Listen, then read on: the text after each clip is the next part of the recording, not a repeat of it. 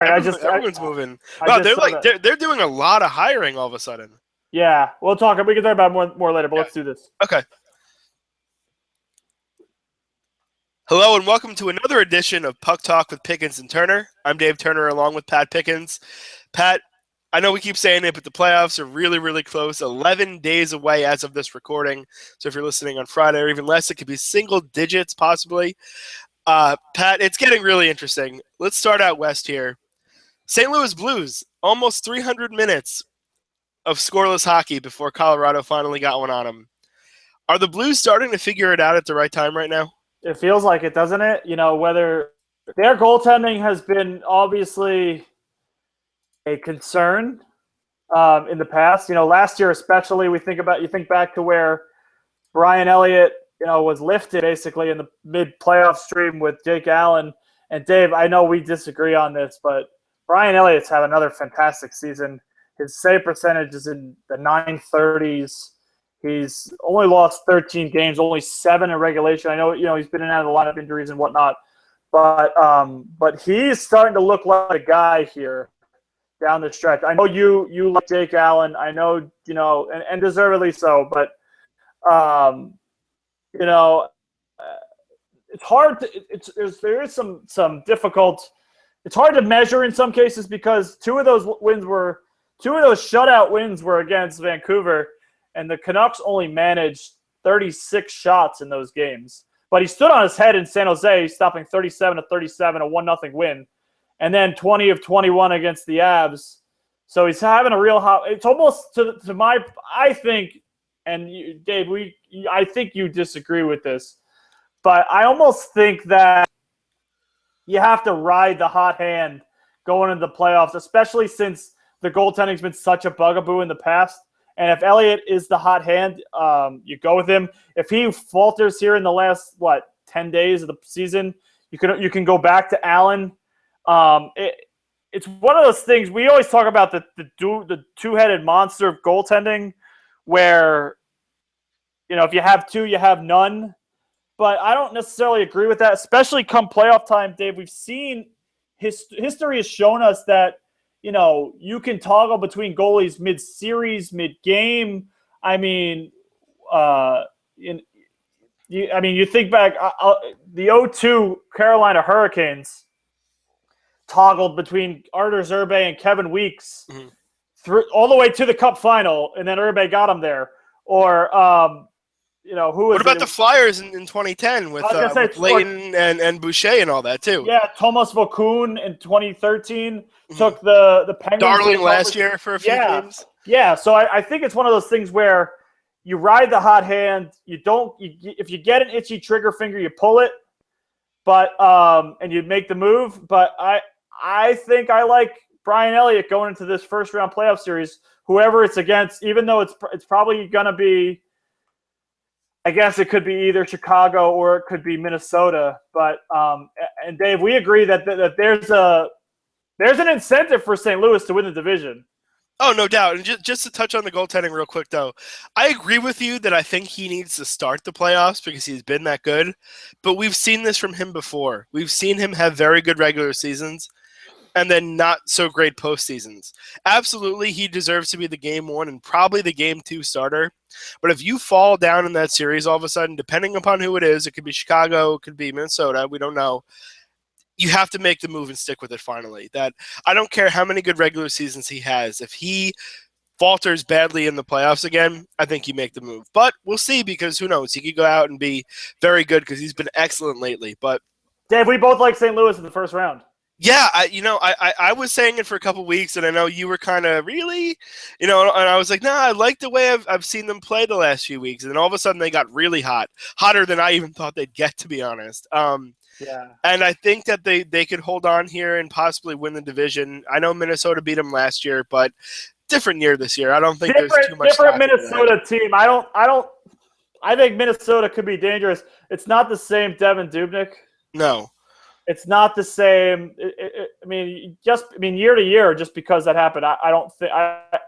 It's a little strange to me that this is happening. That they could line up to play again and have the perceptions of them being so different. I also saw friend of the show, Kat Silverman, brought up to me on Twitter that Marty Brodeur probably has a big impact on this goaltending thing right now with the Blues. Mm-hmm.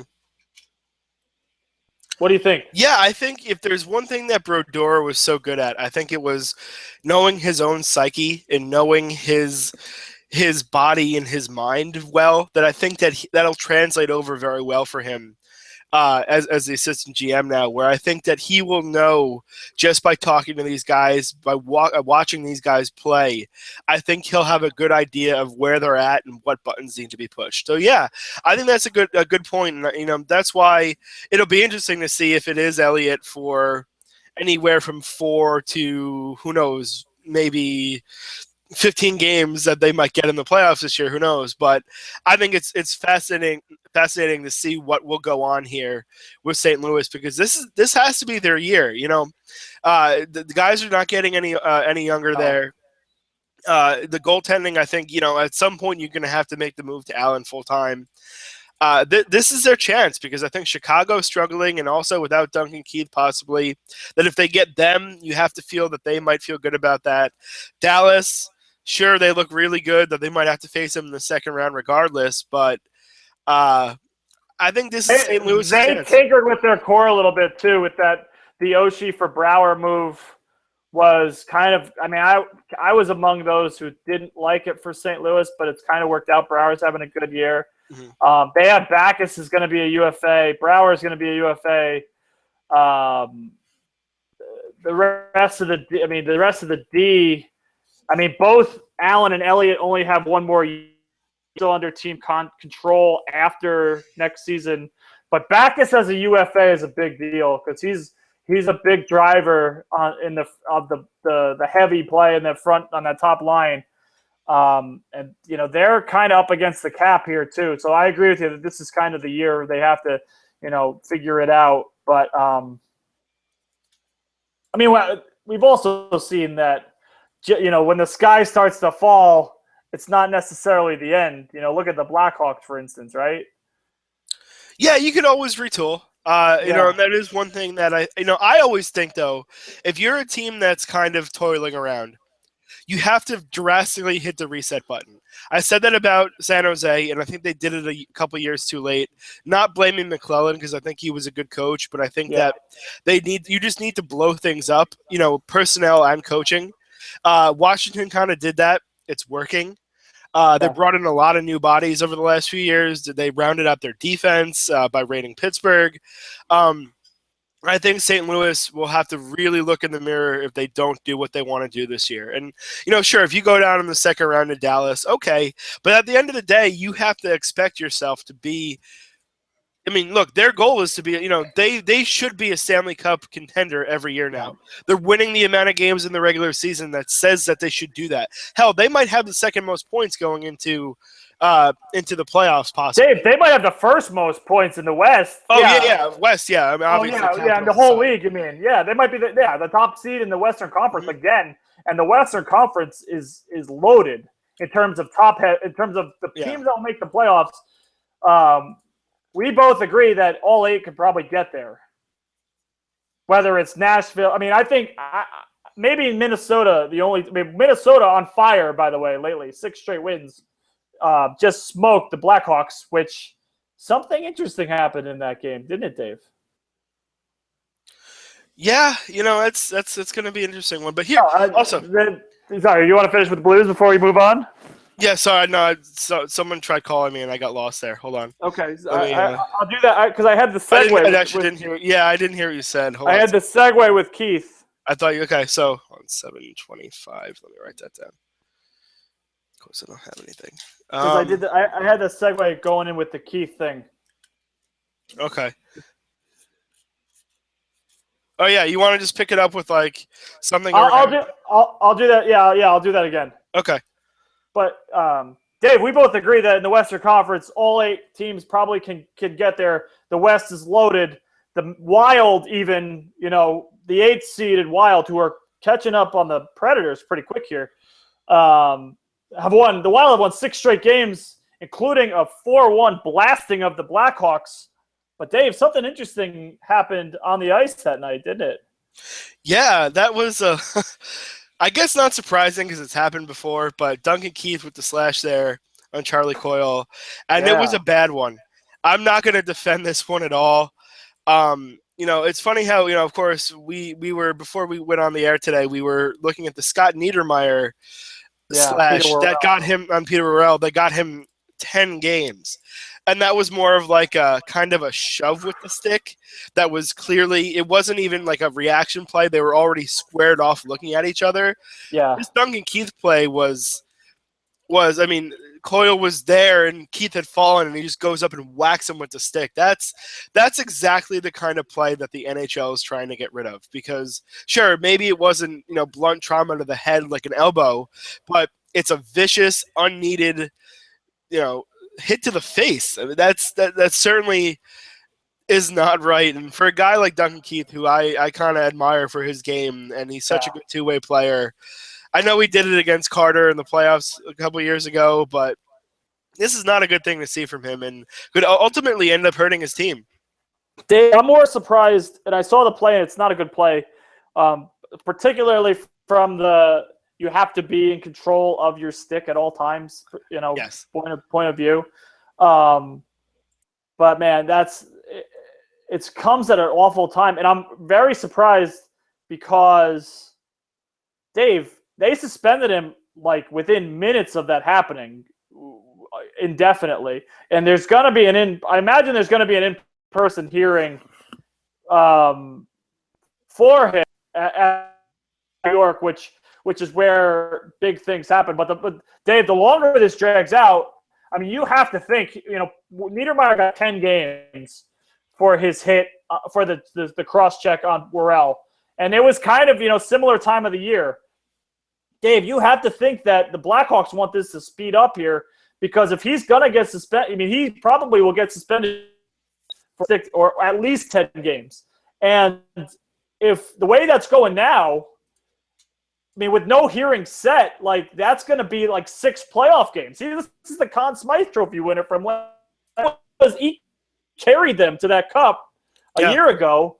And if they get, I mean, that is if the Blackhawks last in the first round long enough for him to play out a 10-game suspension. I mean, this is a big thing. If I'm the organization, I want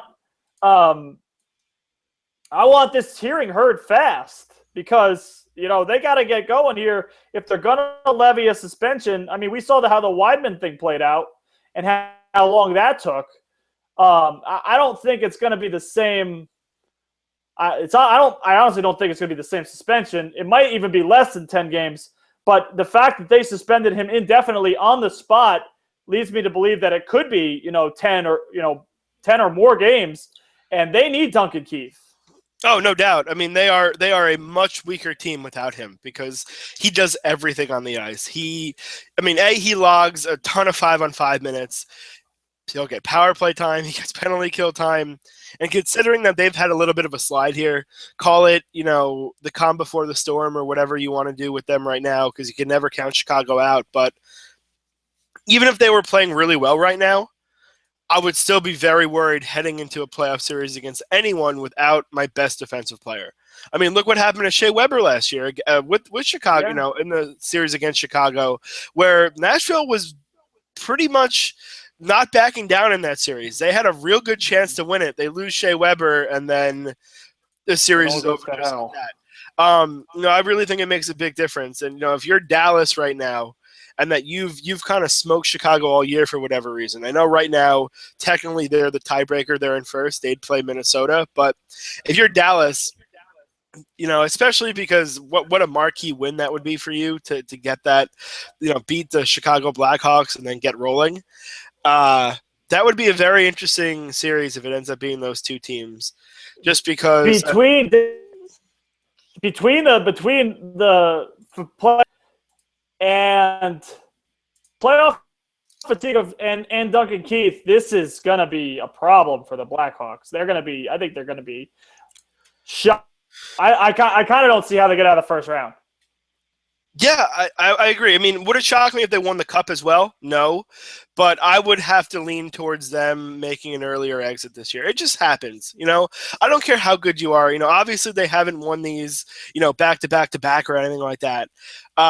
It's hard to win a cup 2 years in a row just because of the fatigue that's on you and just the drive to win. You know, you got to get a couple other new guys in there that are really hungry and that they've heard the tales of winning and that kind of thing. And I think that's part of it too. Yeah, I think St. Louis and Dallas is going to be the second round matchup out there, regardless of how it goes at this point. I agree. Yeah, I kind of agree with you. And Dave, you know, we kind of segue into that. Where Dallas, I like Dallas a lot, Dave, because Dallas has dominated Chicago all year. Mm-hmm. And I kind of think that's a great, I mean, I've been kind of touting to whoever would listen that Dallas is kind of reminds me of Tampa of last year. But Dave, tell me this, you know, if Tyler Seguin is not healthy, say, for maybe game one, like say hypothetically this Achilles injury with Tyler Seguin becomes what the Patrick Kane injury was, or Sidney Crosby. Remember in 2013, Sid was out, was injured, and came back for game two. Dave, are they behind the eight ball at all, or could this might actually help Dallas? And what are your thoughts on Dallas? Are you seeing Dallas the way I'm seeing them, or am I crazy? You know, I want to. I'm just kind of a little bit leery about their goaltending. That, you know, I think, you know, St. Louis might have two goaltenders, you know, and they might, the problem, you know, if you have two, you have none. I think they have two good goaltenders. I look at Dallas and I say, I don't know if either of them has really done enough over any long stretch to take this job. And that scares me because if they go out and they play whoever it is and have a game where they lose 6-4 or something like that, or even 4-3 in the first game, all of a sudden they're going to want to pull the plug or something. I mean, yeah, you know, I think it's a tough situation because you have to know when to go to the second goalie here. Look, they could go out and win, you know, sweep their first round series, and we don't even have to worry. But that does worry me about them. I think Seguin will come back, even if he misses a game or two. I think he'll be fine. He's been so good this year that I think that he'll pick up right where he was. I'm not worried about them offensively. I am a little bit worried about them defensively. I don't know if they quite have the guys to play those Duncan Keith minutes, minus the slashing to the face, of course. Yeah, but I mean, in all seriousness, I don't know if they kind of have those guys that can play the kind of, you know, warrior minutes that you need to play in the playoffs. And maybe we'll find out that they do. Maybe. I think Klingberg is probably the guy. He's got to get there, though. You know, I don't think he's. I mean, Johnny Oduya is going to be a big factor in that, though, because absolutely he's got that pedigree. He's got all sorts of playoff experience. He's just. I mean, think about it. He's been a top 4 guy on a team. I mean, Goligoski even has the playoff experience based on, you know, that round in a couple of years ago, but also, you know, years in Pittsburgh before he was traded down to Dallas. I know it's a long time now, but I mean, you got to think that those two guys, especially. I mean, Goligoski plays big minutes anyway. He plays all kinds of minutes as it stands at the moment. You got to think that he's probably, maybe he can kind of coax him. I mean, Klingberg, you got to think is ready for it. Just, I don't want to come off as you know, a prejudice towards any one nationality, but he's a Swedish player, so you got to, you know, he knows how to do everything already, right? So I guess. I think their defense is okay. I'm with you on the goaltending because it's really who knows with it. You know, everybody have that Lettman's position to kind of lose, and you know, Lindy's not giving it one way or the other. Like Niemi's played some in the Niemi played last Saturday in San Jose and was okay. I mean, 34-36. And then Lettman has, you know, in spells has been okay. He won in Nashville beat Nashville the other night. Beat Chicago recently. But the numbers are not good for Lettinen, and they're just never good for Lettinen, I mean, 906 is actually improvement, and Niemi's numbers are real bad too. So I don't – a lot better than the two-headed monster they have right now. It scares me. But people didn't give him a lot of credit going into last year either. There was definitely he has to prove himself with Ben Bishop. And, this team's not quite there yet with the Lightning in terms of – I think they've dominated Chicago too. They're a different team against Chicago. And yes. and no one has figured out a way – I mean, the last team to beat them before the Kings in the conference – I mean, the Kings beat them in the conference finals in 2014, right? But besides that, the last team to beat them was the Coyotes in 2012. I mean, in a playoff series. So, they've made it to the conference final every year, and no team's found the way. Nashville played hard, tough with them.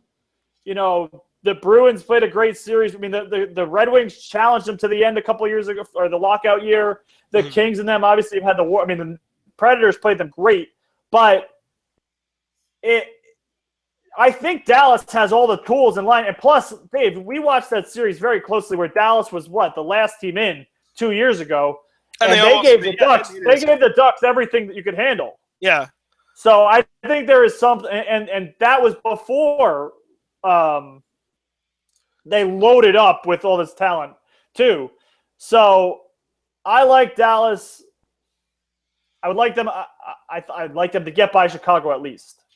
But it's interesting with these three teams. I mean, I guess we're really not counting Minnesota in it. Which, all right, I think that fair, really, right? But here's what's interesting about this is that if Dallas wins that bracket, the getting to the finals, or St. Louis, that's a huge thing for either team.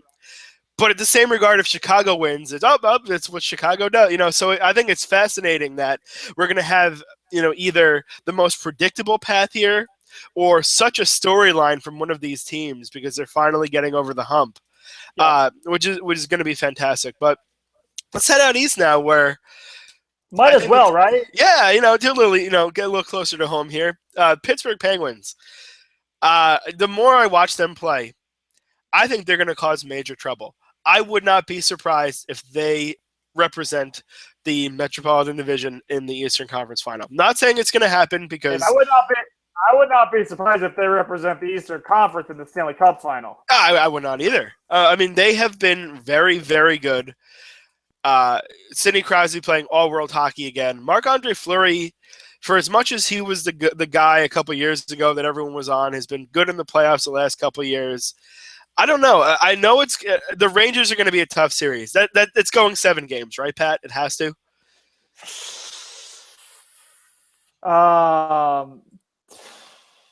The Penguins have kind of owned them lately, and I know the Rangers took them out in the postseason last year, and they were 3-1 against the Rangers this year, and all 3 wins have come in basically in the last 6 weeks.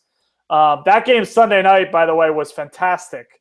The Penguins and Rangers. But Dave, I'm with you with the Penguins. And you know me, I've been on this team. I never got off the bandwagon with this team, even from when the coach got fired. Everyone said, well, everyone kind of discredited them. I was down on them. I'll admit it. I was down on them at the beginning of the year. You weren't alone either. It was lonely being on that bandwagon for as long as I was. But, Dave, this is why I didn't jump off of them, because they still have world-class talent.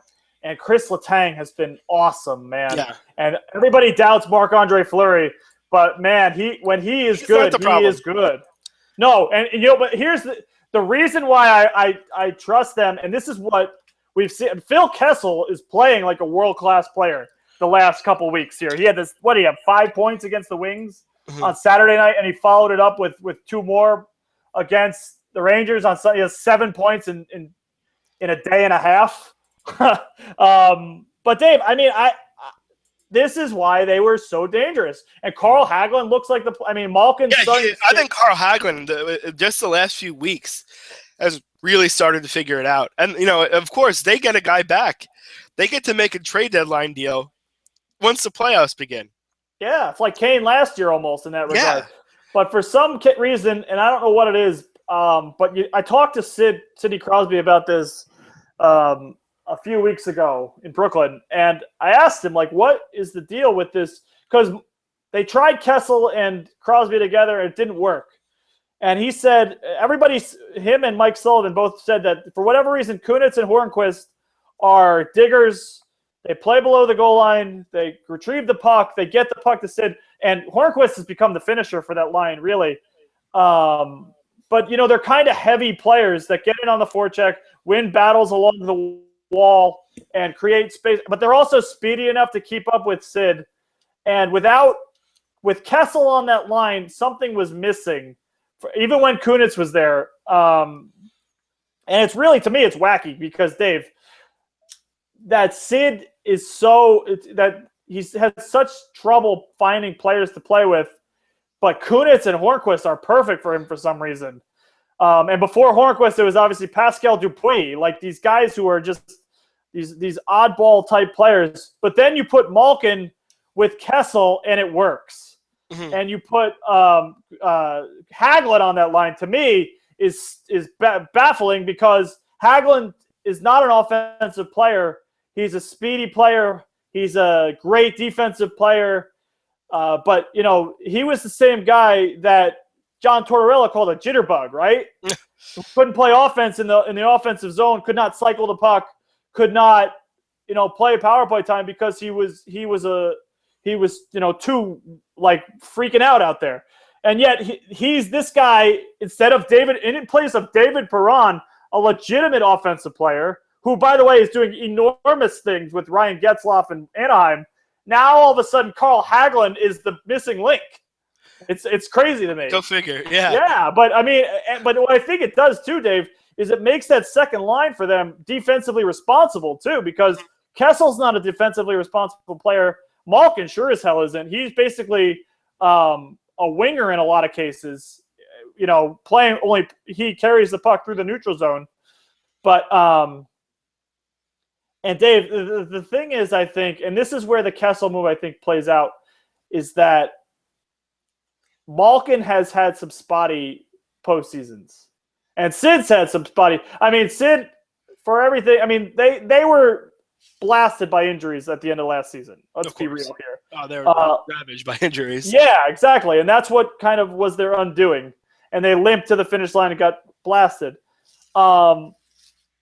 I agree with you, Dave. This is the most dangerous Penguins team we've probably seen going into the postseason in some time, probably since the 12-13 year. And if Fleury holds up his end, man, they're going to be tough. Yeah, I think right now I'd pick them over the Rangers, probably in 6 or 7. But I think, and also I think if they get the Capitals, because these teams know each other so well, I think that's really a toss-up of a series that, the records are thrown out at that point. I don't care if the Capitals went 82-0 at this point.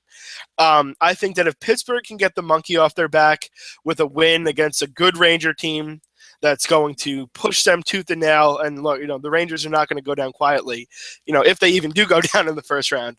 I think that's going to be, Pittsburgh is going to be battle tested. They're going to know where they're at.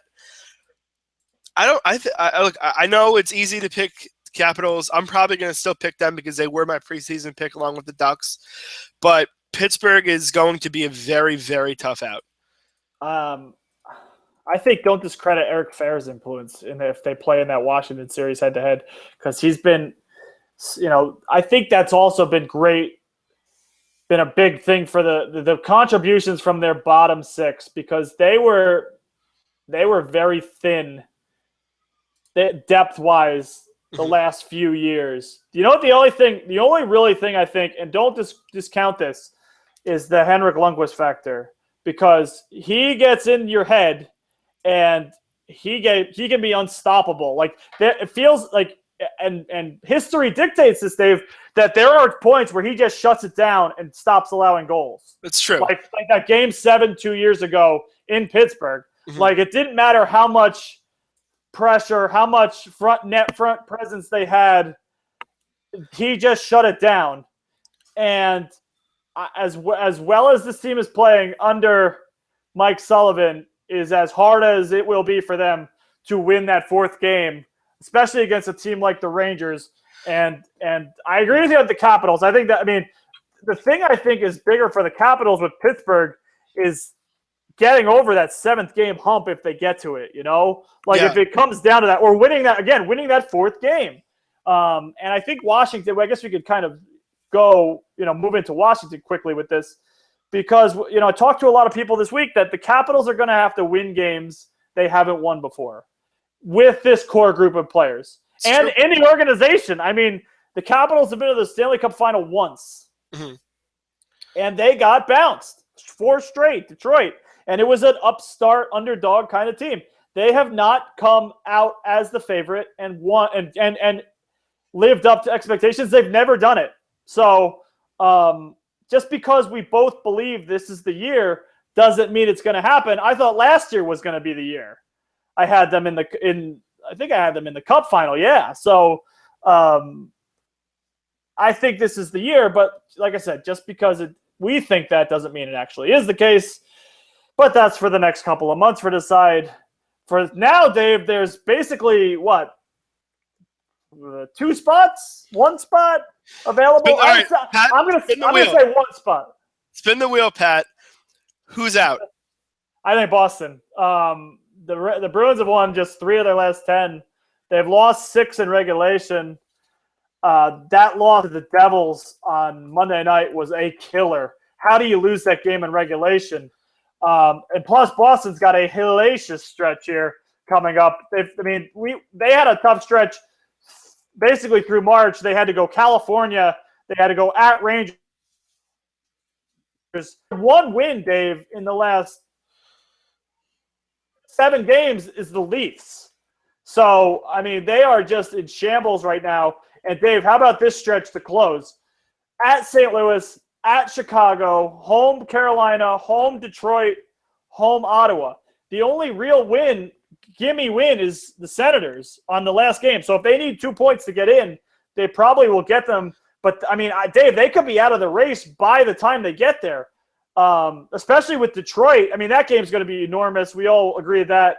It kind of feels like, especially with that win Wednesday night for the Flyers, that the Flyers are kind of in the driver's seat there for the second wild card at least. Yeah, the Islanders have games at hand, so you got to. Yeah, they're both locked in there, so it's really going to be Boston and Detroit coming down to it. Detroit's 1 game behind, 1 point behind. So, and the thing is too, and that detriments Boston in some case. Well, detriments both Boston and mostly detriments Boston. Is that Detroit can control some destiny there? Detroit has Boston. Detroit has Philly. And then the Philly and the Islanders play on the last day. They make up from the snowstorm. So, the Islanders-Flyers game, this could be a play-in game. It could all. Theoretically, the Islanders are only 3 back of the Penguins with a game in hand, and 4 back of the Rangers with a game in hand, with head-to-heads against both of them. So the Islanders still could hop into the top 3 in the Metro. But it feels like the Islanders are secure for now.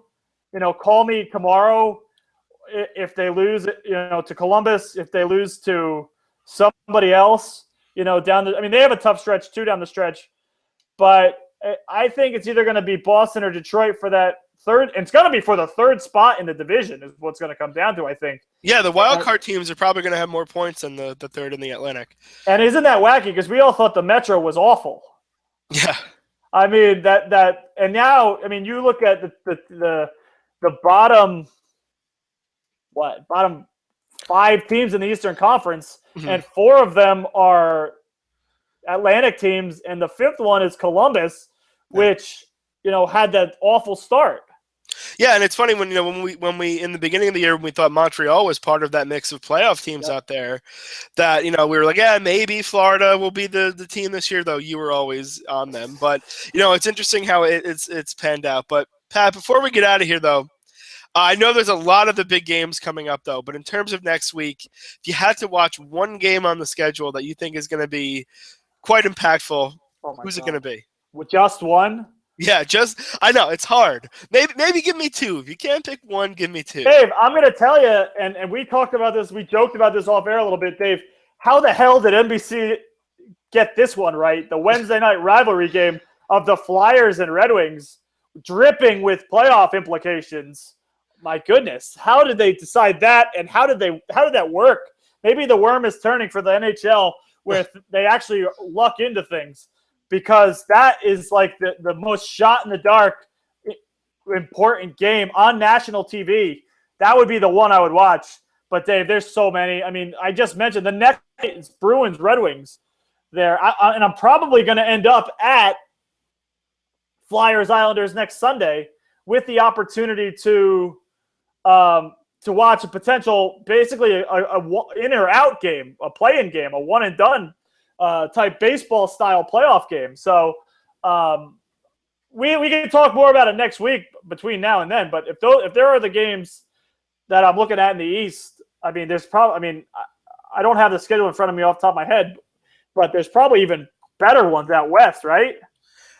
Yeah, the West kind of bounces around. They don't have that many common games in terms of the next few days. The Ducks and the Kings are going to play next week. Yeah, that's like, Stars Kings is Saturday.